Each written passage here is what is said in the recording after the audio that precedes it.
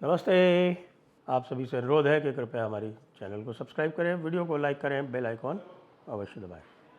आजकल भारत की विदेश नीति में बड़ा परिवर्तन दिख रहा है और वो परिवर्तन ये है कि भाई देखो, गांधी जी के ज़माने गए बीत और गांधी जी का ज़माना ये था कि साहब कि अगर आपको कोई एक थप्पड़ मारे तो आप दूसरा गाल सामने कर दीजिए कि भैया दूसरा थप्पड़ भी मान लो कि जो तो कू कांटा बुए ताही बो तू फूल, ताको फूल के फूल हैं और बाको है त्रिशूल ना। ये नहीं चलता, ये बिल्कुल एक इम्प्रैक्टिकल सी बात है। और आज का सिद्धांत ये है, जो तो कू कांटा बुए ताही बो तू भाला, वो भी साला याद करेगा पड़ा था किसी से पाला। तो भारत का ट्रांजिशन हो गया। भारत अब आसानी से उन लोगों को माफ़ नहीं करता जो भारत के साथ बुरा करते हैं। और इसका जो लेटेस्ट एग्जाम्पल है वो खिलाफत उस्मानिया और उसका खलीफा अर्दोगान है। अर्दोगान ने क्या किया इस बार? अर्दोगान, वैसे तो आप जानते हैं कि अर्दोगान का जो और घेराव हुआ है चारों तरफ से, उसके बारे में भी बात करेंगे। पहले भी थोड़ा बहुत उसके बारे में बात हो चुकी है, लेकिन अभी लेटेस्ट अर्दोगान का क्या इंतज़ाम हुआ वो ये है कि साहब कि अर्दोगान ब्रिक्स में शामिल होना चाहते थे। भाई आप नेटो के मेंबर हैं, आप ब्रिक्स में क्यों शामिल होना चाहते हैं? और ब्रिक्स में आपको ध्यान हो तो पाकिस्तान भी शामिल होना चाहता था। पाकिस्तान को भी भारत ने शामिल नहीं होने दिया। यद्यपि कुछ लोग कह रहे थे कि साहब कि नहीं, पाकिस्तान को तो भारत जो है वो रिकमेंड करेगा कि ब्रिक्स में शामिल हो जाए। वो कुछ अपनी थियरी बता रहे थे। खैर, भारत ने पाकिस्तान को रोका और भारत को यह याद था कि तुर्की ने न्यूक्लियर सप्लाईज ग्रुप में भारत के साथ क्या किया था। भारत को यह भी याद था कि कैसे एक न्यूट्रल प्लेयर होते हुए भारत जो है वो कश्मीर के मसले पर पाकिस्तान के साथ में पिछले कुछ वर्षों से खड़ा हुआ है। और भारत को यह भी याद था कि ऑपरेशन सिंदूर में तुर्की ने क्या किया था। तुर्की ने छोटे मोटे काम नहीं किए थे। तुर्की ने तो अपने ड्रोन्स के साथ साथ में उनको चलाने वाले जो व्यक्ति थे वो भी यहाँ लगाए हुए थे और उनको भी भारत ने मार गिराया। अब मुरीद में जो इनका ड्रोन जो कमांड सेंटर था वो जब भारत ने उड़ाया तो पता नहीं उनके कितने उड़ गए, कुछ पता नहीं है। हाँ, लेकिन 2 तो कंफर्म बताए जाते हैं कि साहब के कम से कम 2 जो थे टर्की के, वो ड्रोन्स के जब बेसेस उड़ाए गए तो वो भी उड़ गए साथ में। मुरीद का पता नहीं किसी को, क्योंकि मुरीद यदि मेन कमांड सेंटर था तो भाई मुरीद से तो पता नहीं कितने गए होंगे। एक नूर खान में भी एक कमांड सेंटर था, वहाँ भी पता नहीं कितने गए होंगे, क्योंकि बाकायदा ट्रांसपोर्टर्स आए थे ये ड्रोन लेके। एक ट्रांसपोर्टर में कई सैकड़ों ड्रोन्स आ जाते हैं, छोटे छोटे तो होते ही। तो फिर तुर्की ने जब इस बार ब्रिक्स में शामिल होने का प्रयास किया तो भारत ने कहा नो टर्की इन ब्रिक्स।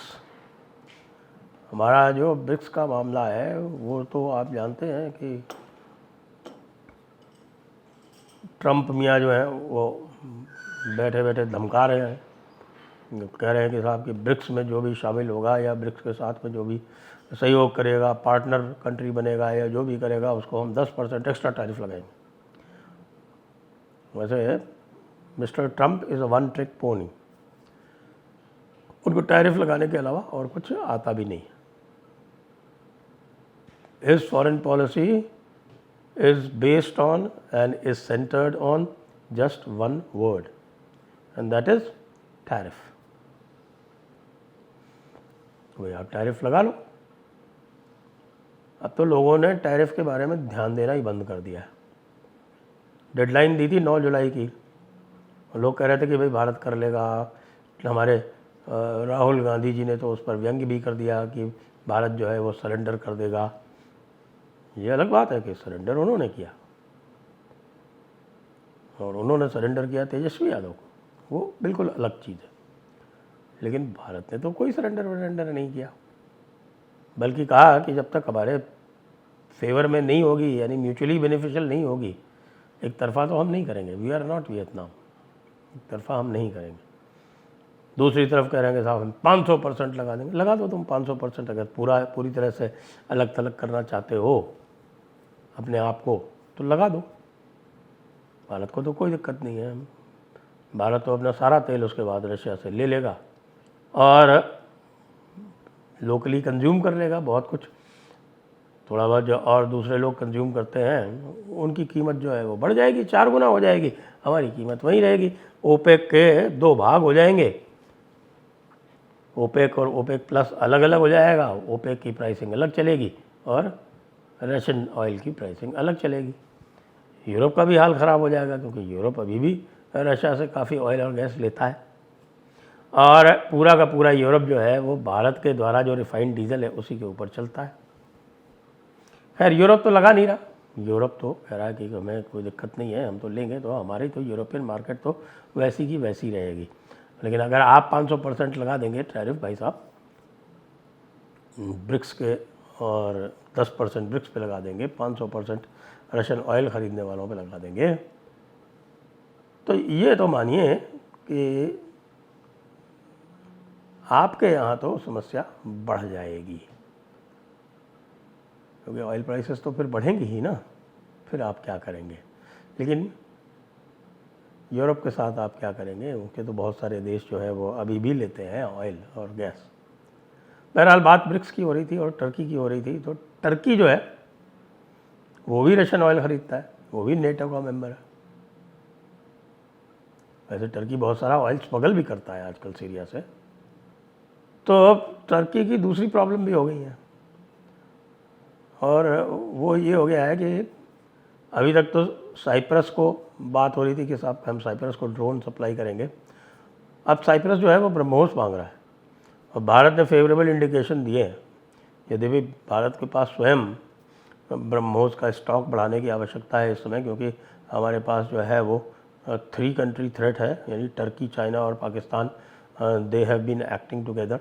तो वो जो 3 कंट्री थ्रेट है उसको काउंटर करने के लिए वो आवश्यकता तो है ही। लेकिन फिर भी साइप्रस को 10-20 ब्रह्मोस देने में कोई आपत्ति नहीं है, दे देंगे आपको। फिर LRLCM यानी कि long range land to air cruise missile या land attack cruise missile. LRLACM Bharat Greece को देने के लिए तैयार है। अब टर्की मीडिया में हड़कंप मचा हुआ है बुरी तरह से, वो कह रहे हैं कि ये क्या हो रहा है कि देखो इन्होंने आर्मीनिया को आकाश दे दिया और साइप्रस को इन्होंने ड्रोन दे दिए, ड्रोन के साथ साथ इनके आपके जो स्काई स्ट्राइकर ड्रोन है जो लोकली मैन्युफैक्चर होते हैं बेंगलोर में वो दे दिए, अब उनको ब्रह्मोस दे रहा है और इधर LRLACM जो है वो इनको दे रहा है ग्रीस को।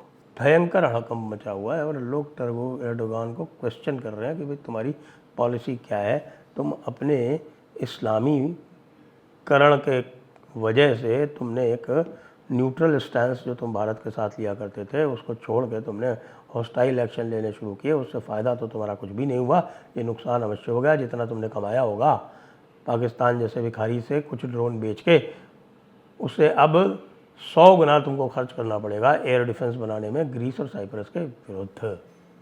और जो तुमने अज़रबैजान को ये ड्रोन बेच के और जो कुछ भी किया है ना, तो उसका जो है अब आपका D4 वाला सिस्टम भी आ रहा है भारत का, ड्रोन डिटेक्शन वाला, और वहाँ पर आकाश सिस्टम भी आ रहा है, तो वहाँ भी अब आप कुछ नहीं कर सकते।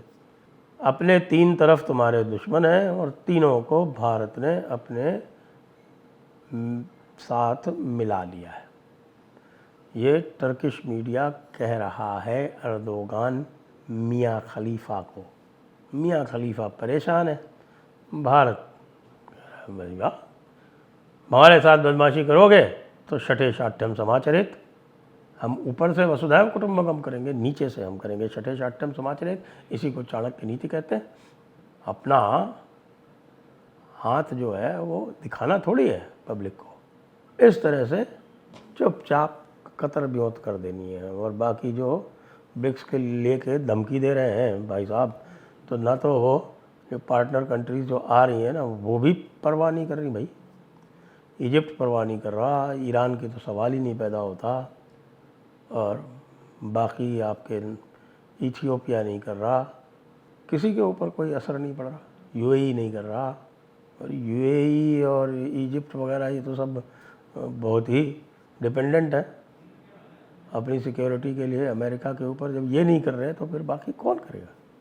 इसलिए पाकिस्तान के जो नए खलीफा जो बनना चाहते हैं और जो खलीफा बनने की रेस में पहले से लगे हुए, यानी खिलाफत उस्मानिया वाले एर्दोगान, वो खिलाफत उस्मानिया वाले और इधर खिलाफत पाकिस्तानिया वाले, दोनों जो हैं वो फिक्स हो गए हैं।